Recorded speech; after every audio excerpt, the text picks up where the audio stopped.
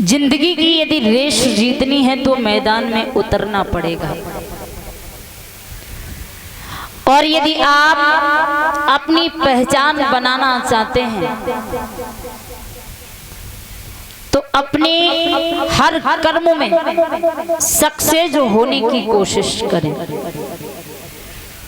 महाराज, success केवल hard work से ही नहीं बल्कि स्मार्ट वर्क से होते हैं। जब आप अच्छे कर्म करोगे तो अच्छी पहचान बनेगी।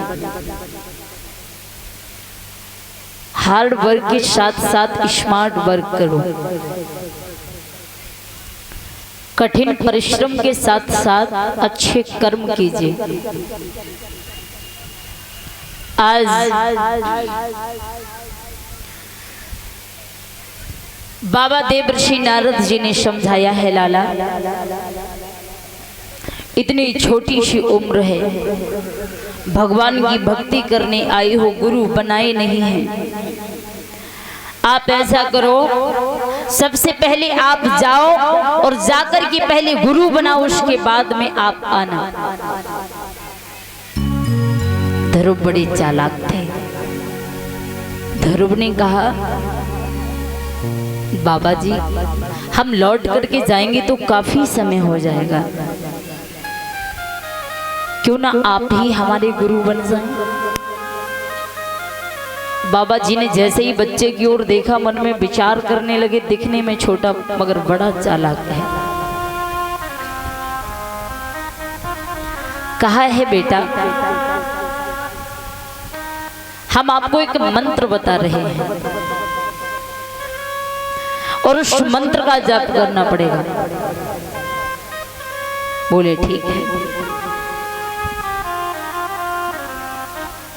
आज बाबा देवर्षि नारद जी उस बच्चे को मंत्र सिखा रहे हैं। ओम नमः भगवते वासुदेवाय। इस मंत्र का जाप करना जब छोटे से ध्रुव को सिखाया है और समझा करके कहा है, लाला जब तुम इस मंत्र का जाप करोगे तो इस मंत्र से प्रभु प्रसन्न हो जाएंगे और जिस प्रभु को आप पाना चाहते हो वो प्रभु आपको आसानी से मिल जाएंगे। जब ये बात सुनी, बाबा जी का आशीर्वाद प्राप्त करने के बाद जाकर के जंगल में पहुंचे। घने से जंगल में पत्तों का आसन लगाया, प्रभु का ध्यान किया है, नेत्र बंद कर लिए, भक्ति में लीन हो जाते हैं, सब कुछ भुला देते हैं। माता पिता घर द्वार सब कुछ भुला दिया।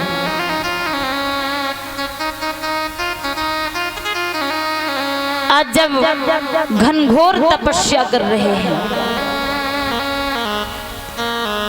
उस घोर तपस्या से प्रसन्न होकर के जो इंद्रप्रस्थ में इंद्र का इंद्रासन था, इंद्र का इंद्रासन हिलने लगा।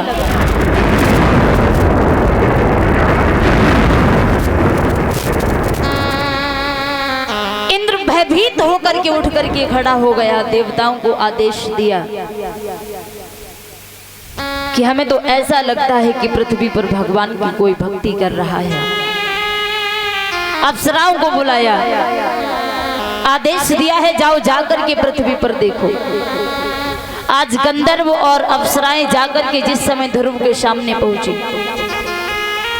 अप्सराएं उस छोटे से ध्रुव को देखते ही हंसने लगी। अरे ये तो छोटा सा बालक है और इसकी तपस्या तो नाच कूद करके ही भंग कर डालेंगे।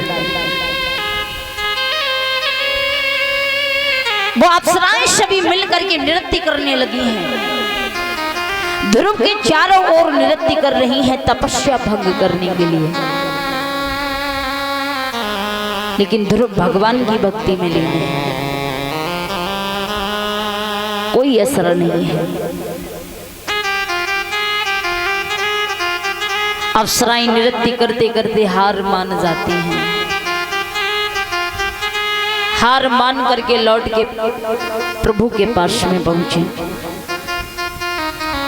हाथ जोड़ करके कहा है क्षमा करना भगवान, पृथ्वी पर तो भगवान का कोई सच्चा भक्त जन्म लेकर के आ चुका है। अरे हम तो क्या, उसका आप भी कुछ नहीं बिगाड़ सकते।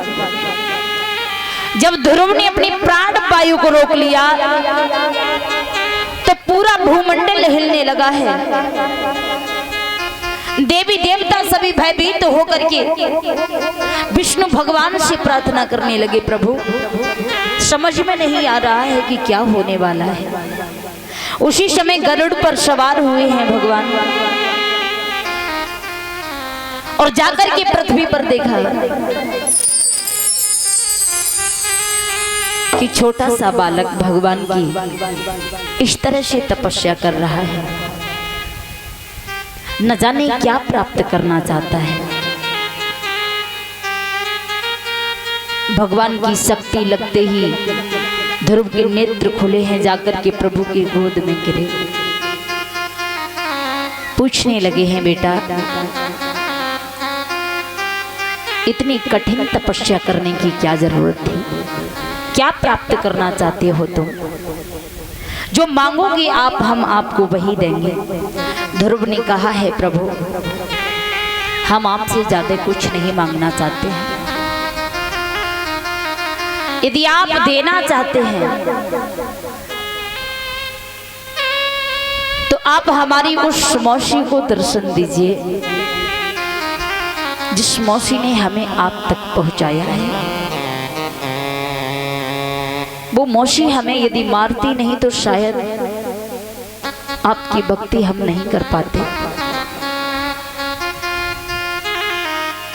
आज अहरावत हाथी पर बिठा करके छोटे से ध्रुव को लेकर के चले हैं भगवान। मौसी के द्वार पर पहुंचते ही आवाज लगाने लगे, ध्रुव मौसी दरवाजा खोलो माँ। आज मैया ने रोते रोते भागती हुई जब दरवाजा खोला, बेटे को गोद में ले लिया, रो करके कहने लगी लाला तुम हमसे कभी मौसी मत कहना, अरे हमसे गलती हो गई, यदि हमें ऐसा मालूम होता कि तुम हमें छोड़ करके जंगल में चले जाओगे हम तुम्हें कभी नहीं मारते। लाल को सीने से लगा लिया माँ ने। आज छोटे से ध्रुव माँ को साथ में लेकर के चले हैं जहां पर वो मैया सुनीति झोपड़ी में बैठी रो रही थी। जब जाकर के ध्रुव ने आवाज लगाई है मैया देखो तुम्हारा लाला आया है माँ। माँ ने लाल की आवाज सुनी, रो करके कहने लगी लाला तुम जब से गई हो तब से हम रो रहे हैं और रोते रोते हम अपनी आंखों की रोशनी खो चुके हैं। तुम अब लौट करके आए हो, हम तुम्हें देख नहीं सकते। प्रभु ने ध्रुव को आशीर्वाद दिया है और ध्रुव ने जाकर के मैया की आंखों में फूंक मारी है। माँ की आंखों की रोशनी फिर से वापस आई है। आज प्रभु ने सभी को दर्शन दिए हैं, दर्शन पाकर के सभी धन्य हो जाते हैं। छोटे से ध्रुव को प्रभु ने वरदान दिया है लाला हम तुम्हारी भक्ति से बहुत प्रसन्न हैं और हम तुम्हें वरदान देते हैं कि तुम इस संसार में ध्रुव तारा के नाम से जाने जाओगे। वही ध्रुव तारा आज भी आसमान में चमक रहा है। छोटी सी उम्र में छोटी सी ध्रुव ने भगवान को प्राप्त किया तो कहते हैं महाराज भगवान के यहाँ कोई भेदभाव नहीं होता। हम और आप आपस में भेदभाव कर लेते हैं। कोई धनवान व्यक्ति यदि सभा के बीच में आए तो वो उच्च स्थान ढूंढता है कि हमारे लिए कुर्सियां पड़ेंगी।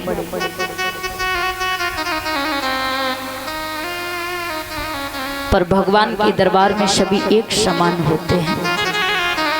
उन लोगों को कोई भेदभाव नहीं करना चाहिए।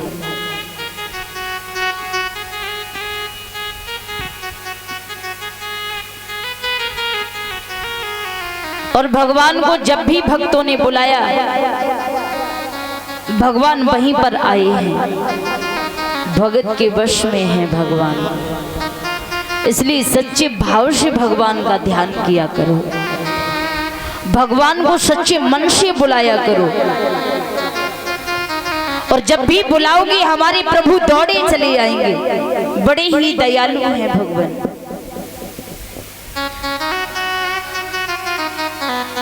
सभी भक्त एक भजन बोलते हैं,